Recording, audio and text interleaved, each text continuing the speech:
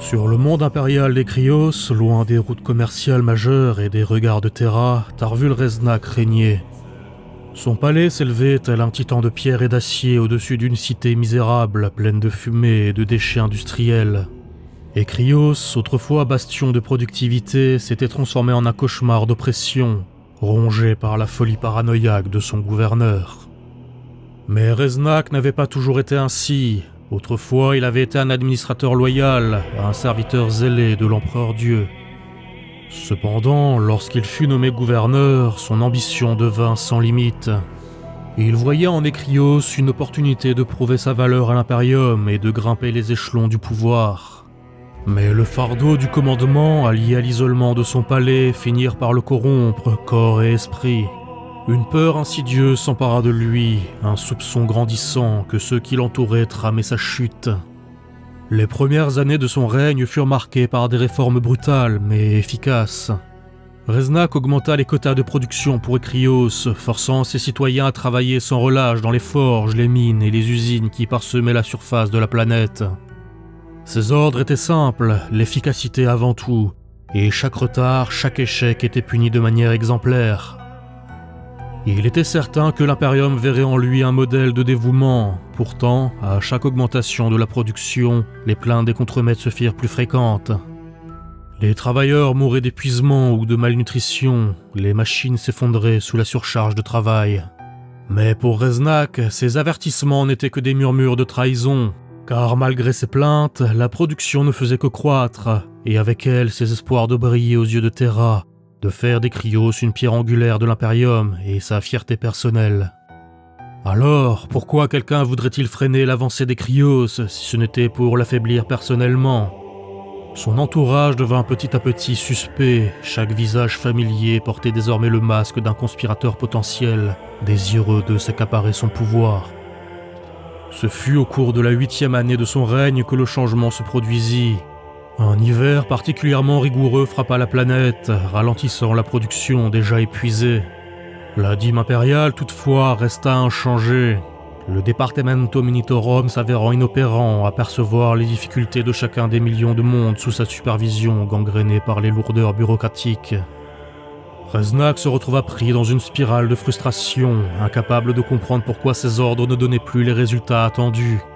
Les rapports de soulèvements mineurs dans les cités ruches et les manufactorums parvinrent à ses oreilles, comme autant de déclarations de guerre. Qui aurait osé se dresser contre lui, sinon des traîtres infiltrés par l'ennemi ? Tarvul Reznak n'endormait plus la nuit. Dans les corridors vides de son palais, il marchait en silence, ses pas résonnant sur le sol glacé. Ses pensées étaient hantées par des visions de complot et d'assassinat. Chaque ombre lui semblait animée, chaque murmure portant une menace. Mais Reznak s'en moquait, il avait déjà tant donné pour cette planète, pour l'Imperium. Et par l'Empereur, ses citoyens apprendraient à obéir, il ne laisserait pas la graine de la sédition saper la grandeur de sa planète. Les menaces et le chantage devinrent le salaire minimum de chaque habitant des Cryos. Les violences physiques et mentales, leur seule promotion envisageable. Et l'état de Tarvul se dégrada encore lorsque, persuadé que l'un de ses proches conseillers, la maître astropathe Faelius, fomentait un complot pour l'empoisonner, il la fit exécuter publiquement, sans procès. La mort de Faelius fut brutale et cruelle, ce qui provoqua un choc parmi les élites de la planète. Mais aux yeux de Reznak, cela ne faisait que prouver qu'il avait eu raison. Faelius était bien l'une des traîtres, et seuls ceux qui avaient quelque chose à se reprocher pouvaient y trouver à redire. Cette exécution marqua le début de purges incessantes. Chaque semaine, des membres de son propre cercle étaient arrêtés et torturés sous l'accusation de sédition, jusqu'au moment où garder ses distances et l'anonymat vis-à-vis du gouverneur devint une gageure de survie pour chaque administrateur des Cryos. Le besoin de Reznak de contrôler chaque aspect de la planète devint maladif avec le temps. Il se méfiait même de ses propres forces de sécurité, craignant qu'elles ne se retournent contre lui à la première occasion. Alors, dans un acte désespéré, il se tourna vers des pratiques interdites. L'Adeptus Mechanicus sur Cryos avait toujours été distant, occupé à maintenir leur machine sacrée en état de marche sans se faire remarquer, cultivant une aura de secret. Et pour cause, il était connu à demi-mot qu'il pratiquait des techno-hérésies totalement interdites par le culte de Mars. Mais Reznak n'en avait cure, le Mechanicum ne se mêlait jamais de sa politique, il n'interférait jamais avec ses ordres, en conséquence de quoi il fermait les yeux sur leurs pratiques douteuses. Mais alors que sa paranoïa grandissait, provoquant chez lui diverses incapacités à percevoir la factualité du réel, il vit en cette apathie un possible soutien à sa cause. Il s'adressa à ses cercles de technogures corrompus en quête d'un moyen d'échapper à ces assassins fantasmés. Ces hérétiques lui promirent des moyens d'assurer sa protection, non seulement contre les tentatives d'assassinat, mais aussi contre les faiblesses de la chair elle-même. Ils introduisirent dans le palais des reliques d'archéotechnologie sombre, des riz de fusion de chair et d'acier, et des dispositifs de surveillance omniprésents qui assuraient à Reznak que rien ne pouvait lui échapper. Des cerveau-crânes surveillaient déjà chaque recoin de sa forteresse, autant que les capteurs d'empreintes thermiques et les bioscanners qui entouraient ses appartements privés. Mais plus il étendait cette toile de surveillance, plus il s'enlisait dans la paranoïa. Chaque donnée recueillie devait être traitée par lui uniquement et ne pas passer par des intermédiaires potentiellement dédiés à sa chute. Et le gouverneur Reznak, dans sa folie, décida de se fusionner aux cogitateurs et aux machines esprits pour avoir un accès direct à chaque information, à chaque bribe de savoir que captaient les systèmes de sécurité de son palais. Le mécanicum corrompu vit une occasion rêvée de pratiquer ses rituels occultes pour lier Tarvul Reznak à ses machines. Des rituels appelant aux forces du Warp, à des machines pensantes et à diverses pestes mécaniques. Seuls leurs sombres serviteurs furent autorisés à arpenter les couloirs baroques du palais gouvernemental, et Reznak se lia à celui-ci comme une extension de son propre corps. Les vestiges de l'ancien, à présent bien incapable de se mouvoir hors des câblages et des machineries ésotériques qui le maintenaient en vie et dans un état de perpétuelle veille. Mais pour la première fois, Tarvul Reznak se sentait serein. Il avait le contrôle. Il pouvait diriger Cryo selon son bon vouloir, sans craindre qu'une chose aussi triviale que la mort puisse interrompre son grand œuvre. Le mécanicum noir gagnait en influence suite à cette alliance contre nature, et la planète devint un terrain de jeu pour leurs expériences impies, visant toujours à accroître sa productivité au détriment de sa population exsangue et meurtrie. Cela dura des mois, puis des années, et Cryo s'était devenu un nid d'horreur biomécanique et d'abominations techno-hérétiques. Les tentacules de Tarvul Reznak s'étendirent sur toute la surface de la planète, sa paranoïa sans fin le poussant sans cesse à vouloir plus de contrôle. Ces millions de capteurs comme autant d'yeux scrutant la moindre action de sa servile populace, et connectés au cœur de son palais à sa carcasse pourrissante, et maintenus artificiellement en vie par des pactes obscurs et des technologies impies. Un soir, tandis qu'il veillait, comme toujours, à la stabilité de son grand œuvre, son système nerveux artificiel tressaillit comme dérangé par un picotement.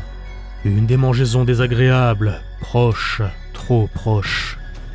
Son attention diluée se focalisa sur son palais, le dernier endroit où quelque chose pouvait lui procurer ce genre de sensation. C'était inconcevable, il avait tout fait pour en faire un sanctuaire, un endroit où la peur n'avait plus lieu d'être. Mais pour la première fois depuis des années, sa vieille carcasse eut un frémissement de crainte, un doute si étranger qu'il en devenait douloureux. Plusieurs de ses capteurs s'éteignirent, il voulut prévenir les serviteurs dévoyés de l'Omni-Messie, mais ses appels furent réduits au silence, méthodiquement. Il était isolé dans son propre palais, son propre corps, comme soumis à une paralysie du sommeil, conscient mais incapable de réagir.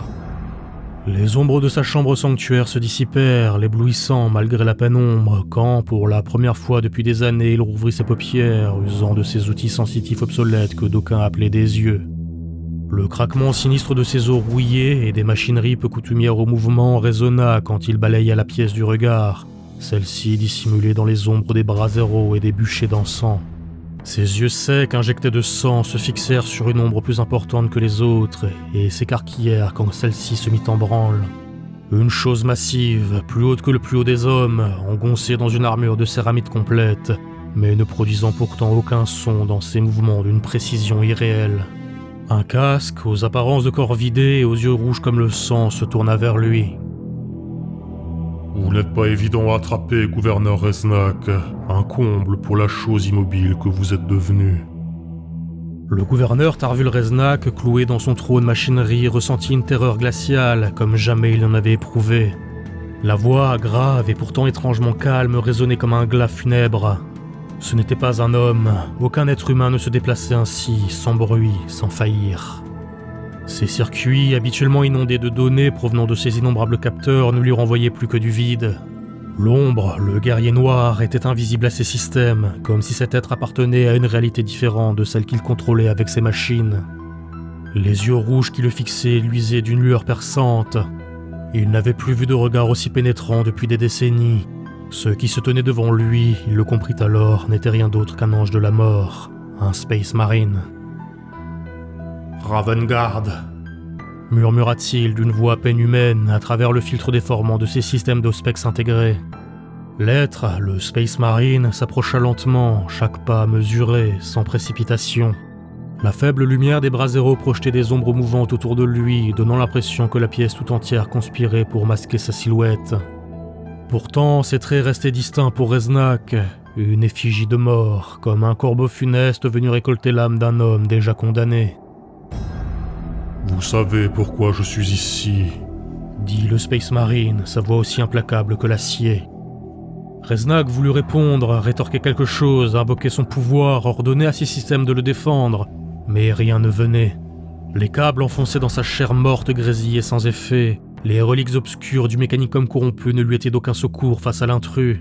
Son propre palais, son propre sanctuaire s'était refermé sur lui comme un tombeau. « Vous avez trahi l'Imperium. » continua l'ange sombre. Votre folie, vos excès, tout cela n'a fait que nourrir la pourriture que vous étiez censé combattre au nom de l'Empereur. Vous avez cédé aux ténèbres. Mais vous savez, les ténèbres réclament toujours un prix. Le gouverneur, emprisonné dans son corps machine, tenta de formuler une défense, mais tout ce qui émergea fut un gargouillement mécanique désespéré. Il n'y avait plus rien à dire, plus aucun mensonge raconté, et il le savait, même dans sa folie. Il avait ouvert la porte à l'hérésie et aux abominations. Il avait lui-même tiré les verrous, croyant échapper à des menaces illusoires, pour en inviter une plus terrible encore. « Les secrets du mécanicum ne vous sauveront pas. » murmura l'ombre, alors qu'elle dégainait une longue lame de combat, reflétant la chaleur des flammes, comme si elle était elle-même ardente. « Vous êtes devenu une machine, Reznak, mais je vois encore l'homme pourri derrière l'acier. Vous avez fui les lois de la nature, mais la justice de l'Imperium, elle, est inéluctable. » Un ultime sursaut de désespoir traversa le gouverneur, une dernière volonté de s'accrocher à son existence. Il tenta une dernière fois d'activer les défenses du palais et d'envoyer un signal d'urgence. Mais son corps, autrefois puissant et omnipotent, n'était plus qu'un amas de chair morte et de câbles viciés. « C'est inutile, gouverneur. Mes frères se sont chargés de vous isoler de vos alliés d'infamie. Mais n'ayez crainte, ils paieront aussi le prix de la trahison. » Le cœur artificiel de Tarvul Reznak battit plus fort, ses circuits électrochimiques s'emballant. L'ombre se détacha enfin complètement de la pénombre, révélant l'armure sombre, mate, marquée du symbole du corbeau stylisé, le symbole de la Ravengard. Reznak connaissait cette légion, ces chasseurs impitoyables de traîtres et d'hérétiques. Mais lui, il n'était pas un traître. Son esprit dévasté criait cette justification encore et encore, alors que le Space Marine s'avançait avec une lenteur calculée, tel un prédateur savourant chaque seconde. Je suis un loyal serviteur de l'Empereur, commença Reznak, la voix faible et mécanique, amplifiée par les haut-parleurs grésillants des systèmes intégrés à son corps moribond. Tout ce que j'ai fait, c'était pour l'Imperium, pour la survie de ce monde. Comment osez-vous me traiter de traître ? Le Space Marine s'arrêta à quelques pas de l'entité grotesque que Reznak était devenu, ses yeux rubis brillants d'une lueur froide. Il semblait peser chaque mot, chaque mouvement, comme s'il s'amusait à laisser Reznak s'enfoncer dans sa propre justification. « L'Empereur juge les hommes par leurs actes, pas par leurs paroles, gouverneur. Et vos actes sont très clairs, hérésie et démence. »« Non, c'est faux !» hurla-t-il, sa voix grinçant dans un mélange de désespoir et de rage. Les autres étaient faibles, ils ne comprenaient pas la nécessité du sacrifice, et Krios devait produire. Chaque vie, chaque machine devait être dédiée à la gloire de l'Imperium. J'ai dû prendre des mesures extrêmes, c'est vrai, mais c'était pour la grandeur de ce monde, de ses habitants. Le Space Marine resta immobile, ses lentilles écarlates le fixant intensément, comme s'il sondait les vestiges déments de l'esprit de Reznak. Puis, calmement, sans élever la voix, il commença à énumérer les crimes du gouverneur. La maître astropathe Faelius était une fidèle serviteur de l'Empereur, dévouée à son service, prompte à la tâche, honnête dans son devoir. Elle a été torturée 3 jours durant, puis exécutée pour une trahison imaginaire. Et ce ne fut que le premier d'une longue liste d'actes de démence. Désirez-vous les entendre, gouverneur ? Reznak se contracta à chaque accusation, à chaque parole, des spasmes involontaires secouant son corps mutilé. Il ne pouvait plus nier la vérité, mais son esprit désespéré s'accrochait à une dernière ligne de défense. Il complotait contre moi. Vous ne pouvez pas comprendre ce que c'est que d'être constamment entouré de vipères, prêtes à vous égorger dans votre sommeil. Le Ravengard émit un léger râle qui aurait pu passer pour un soupir d'exaspération. Il s'approcha encore jusqu'à ce que la silhouette du gouverneur ne soit plus qu'une petite chose misérable en face de l'imposante stature du Space Marine. Sa lame se posa alors sur ce qui se rapprochait le plus de la gorge de Reznak au milieu de ses augmentiques. Je connais parfaitement ce genre de choses. J'ai souvent eu le rôle de l'égorgeur. Cela fait-il de moi un comploteur, une vipère ? Le monstre mécanique se mit à se tortiller de terreur, ses tentacules de métal se tordant dans l'air comme pour tenter de saisir quoi que ce soit pouvant le sauver de sa peur. Je n'ai pas trahi, je suis son serviteur. Pitié, j'implore son pardon. La lame du Space Marine se retira et il recula d'un pas, bien que cela n'atténuât en rien la terrifiante différence de stature entre lui et la chose machine. Vous réclamez sa miséricorde, voilà qui est inattendu. Y aurait-il encore une once de dévotion dans ce corps perverti par les ombres ? Oui, vous êtes de la Ravengard, vous êtes aussi des créatures de l'ombre. Vous comprenez qu'il faut parfois sombrer, se perdre dans l'obscurité pour protéger la lumière. Vous savez que parfois, il faut... N'est-ce pas ce que j'ai fait ? J'ai fait ce qu'il fallait pour servir l'empereur. Je vois, cela expliquerait donc vos errements. Oui, je vous le jure, je n'ai jamais renié mes serments, je suis loyal. J'implore votre pardon, son pardon. Bien, alors qu'il en soit ainsi. La posture du Space Marine sembla se relâcher, ce que le gouverneur interpréta comme une réussite de ses suppliques. Merci, ô ange de l'empereur, La grotesque parodie d'être humain ne put terminer sa phrase. Le reflet ardent de la lame scintilla à l'espace d'un instant, dans un arc vif, sans résistance, sans contrainte. Ses yeux s'écarquillèrent, fixés sur le casque du Ravengard. Sans pouvoir contrôler le mouvement de sa tête, son regard bascula, roulant d'abord vers le plafond, avant de rencontrer le sol taché de son propre sang, puis l'obscurité. J'ai entendu votre rédemption, gouverneur. Acceptez donc sa miséricorde. Mais permettez-moi cependant de vous corriger sur un point. La Ravengard ne se perd jamais dans les ombres, car nous sommes les ombres.